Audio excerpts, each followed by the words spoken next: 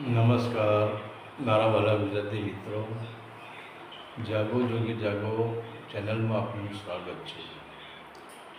તો આજે આપણે એક વાત કરીશું કે અભ્યાસ એ ગુલામી કેમ છે, અભ્યાસ એટલે બેહોશી કેમ છે. તો ખરેખર અભ્યાસથી જાગૃત થવું પડે. જેમ જેમ અભ્યાસ વધતો જાય એમ માણસ જાગૃત થતો જાય. પરંતુ અભ્યાસ આપણને ગુલામ કેમ બનાવી દેશે? અભ્યાસ આપણને બેહોશીમાં કેમ લઈ જાય છે? અભ્યાસ આપણને ભયમાં કેમ લઈ જાય છે? અભ્યાસ આપણને દ્વૈત ભાવમાં કેમ લઈ જાય છે? અને આજે જુઓ કે જેટલો જેટલો અભ્યાસ વધતો ગયો છે એટલો એટલો માણસ પરમાત્માથી દૂર થતો ગયો છે. કારણ કે અભ્યાસ મનને જાગૃત કરે છે. મનનો અભ્યાસથી મનનો વિકાસ થાય છે, અભ્યાસથી બુદ્ધિનો વિકાસ થાય છે. પરંતુ એ મન અને એ બુદ્ધિ એ શુદ્ધ હોતી નથી. એના અંદર આવરણો લાગેલા હોય છે. એના અંદર વિષય વાસનાના આવરણો હોય છે, ક્રોધના આવરણો હોય છે, દ્વૈત ભાવના આવરણો હોય છે, મોહના આવરણો હોય છે. આવા અનંત પ્રકારના આવરણો અભ્યાસ ઉપર લાગેલા હોય છે. અને અભ્યાસ એટલે અહંકાર, અભ્યાસ એટલે હું, અભ્યાસ હું પણનો અહંકાર અભ્યાસ લાગે છે. કારણ કે તમે જુઓ, કોઈ પણ અભ્યાસ કરીને તમને મોટી કોઈ ડિગ્રી મળી ગઈ, તો પછી એ ડિગ્રી બનતાની સાથે તમને અહંકાર આવી જશે, તમારામાં હું પણ આવી જશે.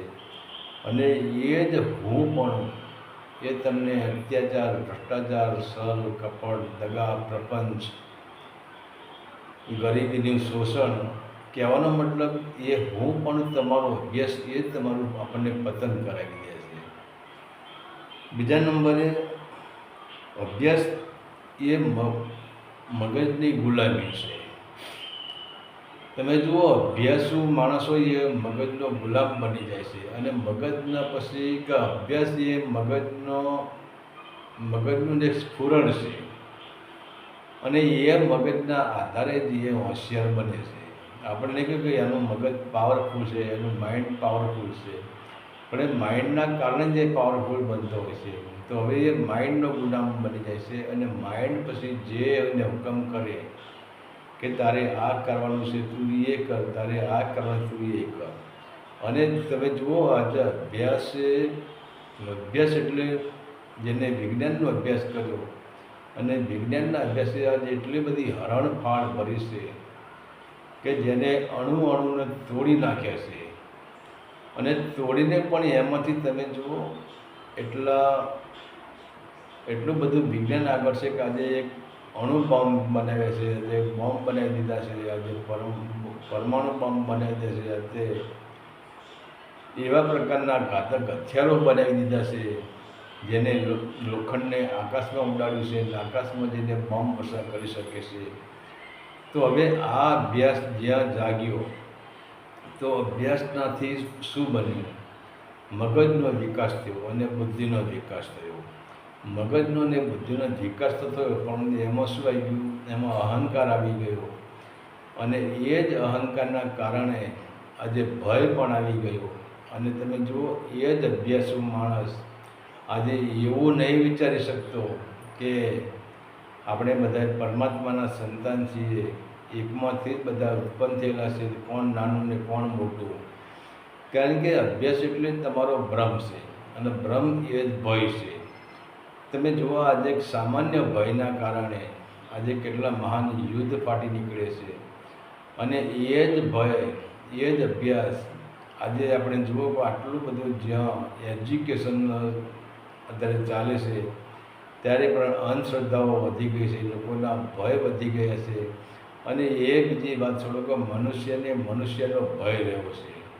મનુષ્યને જેટલો જાનવરનો ભય નથી, એટલો જ ભય મનુષ્યનો ભય લાગે છે. આનું કારણ શું છે? આનું કારણ એ કે અભ્યાસ, આનું કારણ છે કે જાગૃતિ. હવે આટલો બધો અભ્યાસ કર્યો તો પણ એનું જે માઇન્ડ છે, એનું મન છે, એના અંદર સંપૂર્ણપણે હોશ નથી, બેહોશી જ ભરેલી છે. અને બેહોશી એટલે બહારનું જ્ઞાન.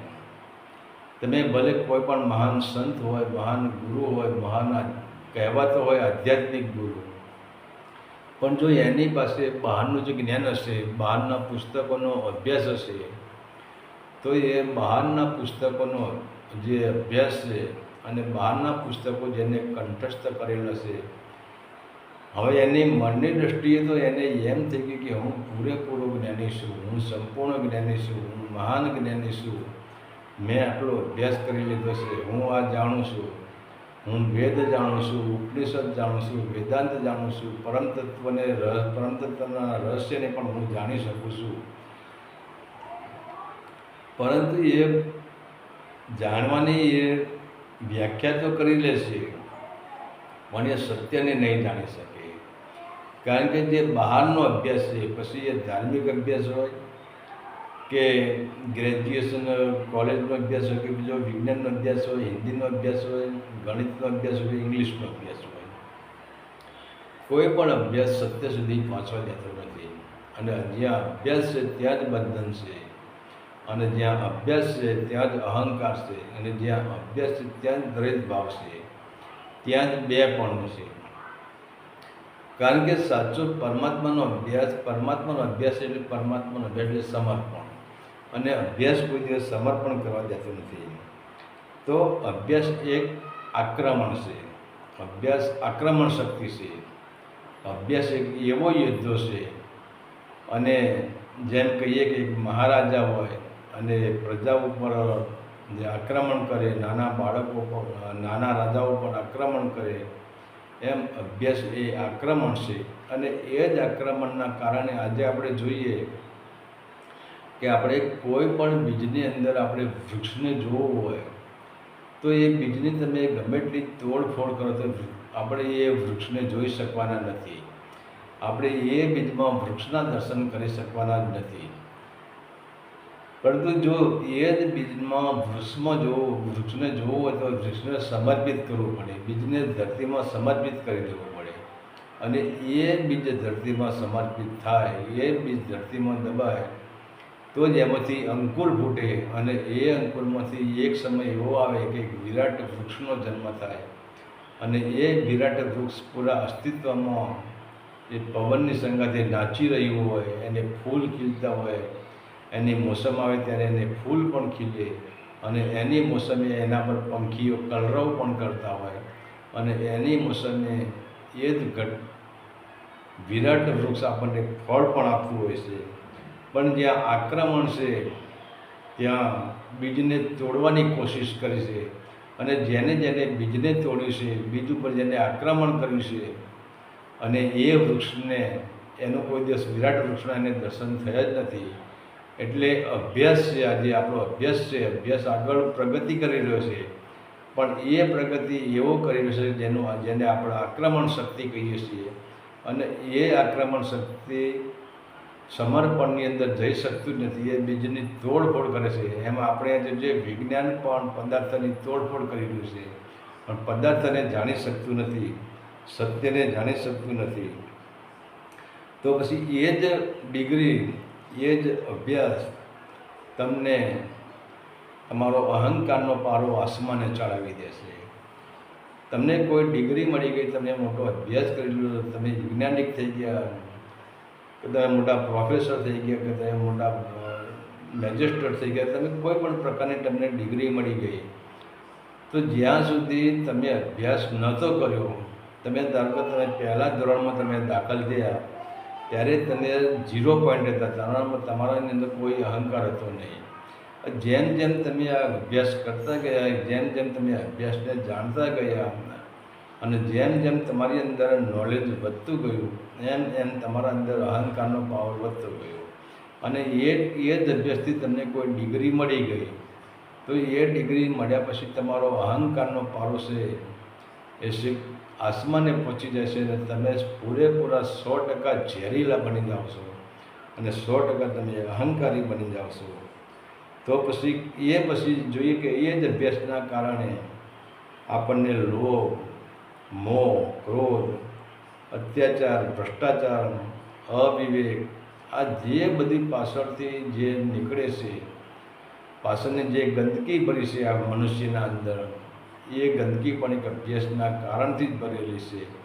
અને એ જ અભ્યાસના કારણે આજે તમે જુઓ, મોટા મોટા જે ડિગ્રીવાળા હોય છે અને એ લોકો જે ડિગ્રી લઈને બેઠા હોય છે અને એમનામાં હજુ એટલો પણ વિવેક નથી કે મારા સાનિધ્યમાં આવનારો મારા કરતાં વડીલ છે, મારાથી મોટો માણસ છે અને મારે પ્રેમથી બોલાવવો જોઈએ, એનો આદર સન્માન કરવું જોઈએ.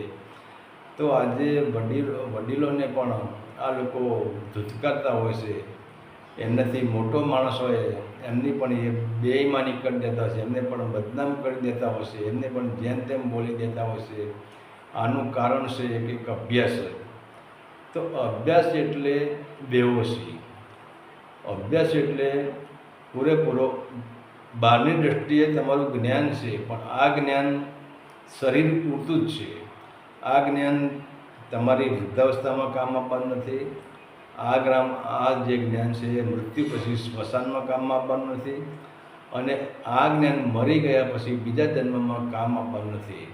ફક્ત જે બહારનું જ્ઞાન છે એ તમને જ્યારે તમારો જન્મ થયો ત્યારે તમે એક એવરેસ્ટ શિખર હતા, ત્યારે તમારું જે માઇન્ડ હતું એ માઇન્ડ 0 પોઈન્ટ હતું અને એ માઇન્ડની અંદર કોઈ પણ ચિત્ર નહોતું.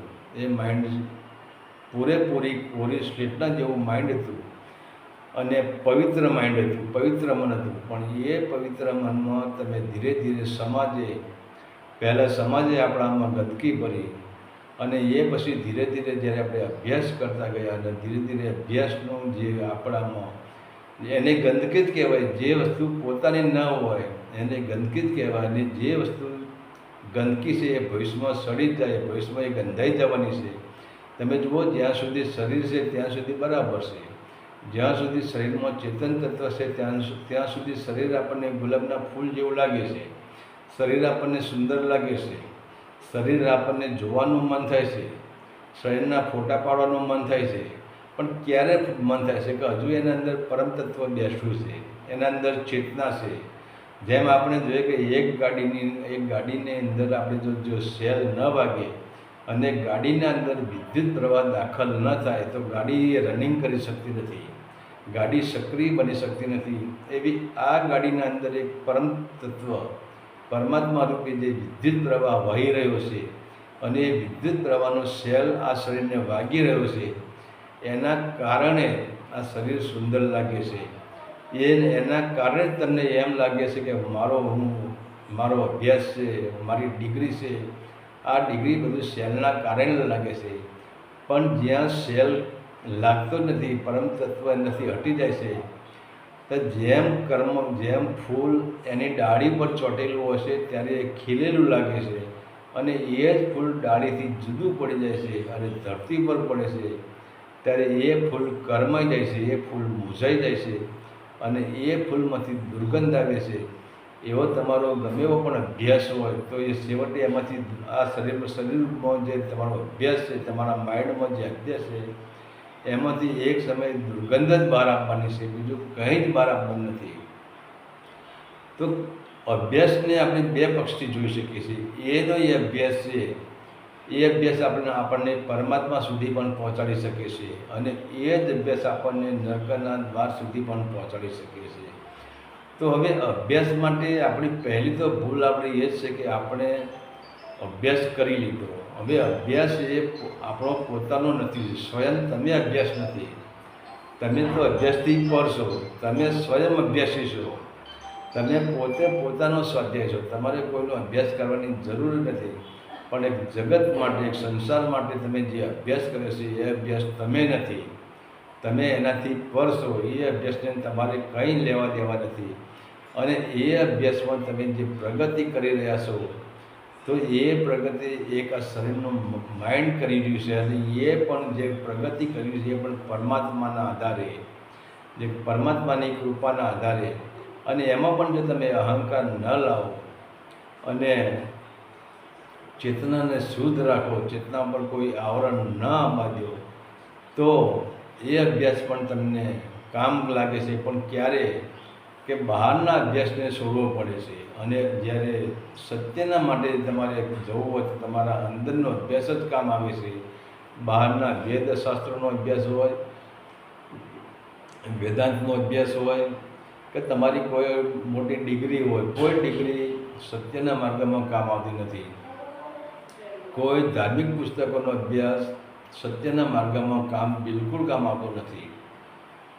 સત્યના માર્ગ ઉપર તો અંદરનો અભ્યાસ, અંદરનો અનુભવ, અંદરનું જાગરણ અને અંદરનું જે સમર્પણ છે એ જ સત્યના માર્ગ ઉપર કામ આવે છે.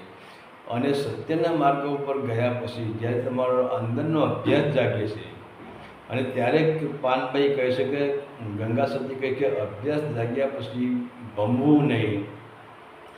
અને જેનો અંદરનો અભ્યાસ જાગી જશે એને પછી બહારના કોઈ શાસ્ત્રની જરૂર જ પડતી નથી, બહારના કોઈ ગણિતની જરૂર પડતી નથી, બહારના વિજ્ઞાનની કોઈ જરૂર પડતી નથી, બહારની ઇંગ્લિશની કોઈ જરૂર પડતી નથી.